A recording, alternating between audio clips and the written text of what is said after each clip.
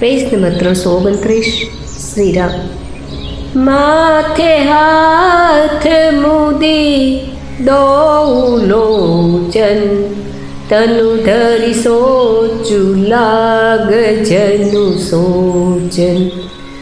મોર મનોરથો સુરતરુ ફૂલા, ફરત કરીને જીમી હતેવું સમૂલા.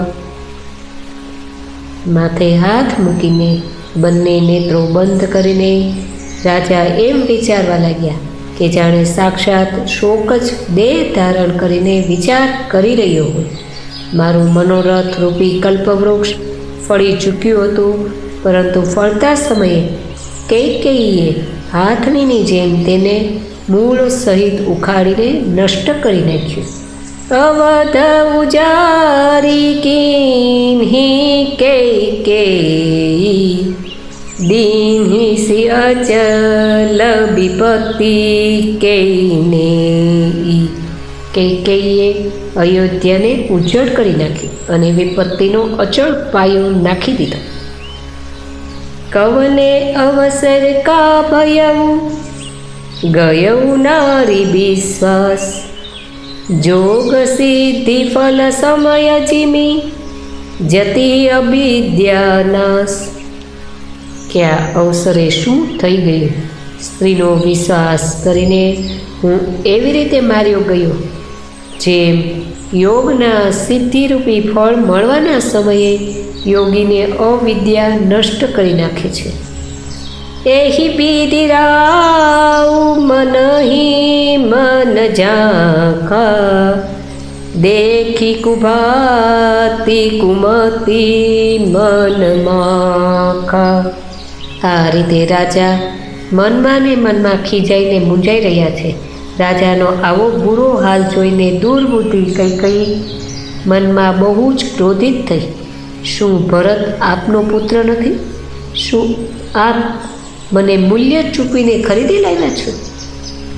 જો સુને સારું અસ લાગ તુમારે, કાહે ન બોલહું વચનું સભારે. દેહું ઉતરુવાનું કરહું કે નાહી, સત્યસંધ તુમ રઘુકુલ માહી. જો મારું વચન સાંભળતા જ આપને બાણ જેવું લાગ્યું તો આપ સમજી વિચારીને વાત કેમ કરતા નથી? ઉત્તર આપો. વચન પ્રમાણે કરો છો કે નહીં? આપ રઘુવંશમાં સત્ય પ્રતિજ્ઞાવાળા છો.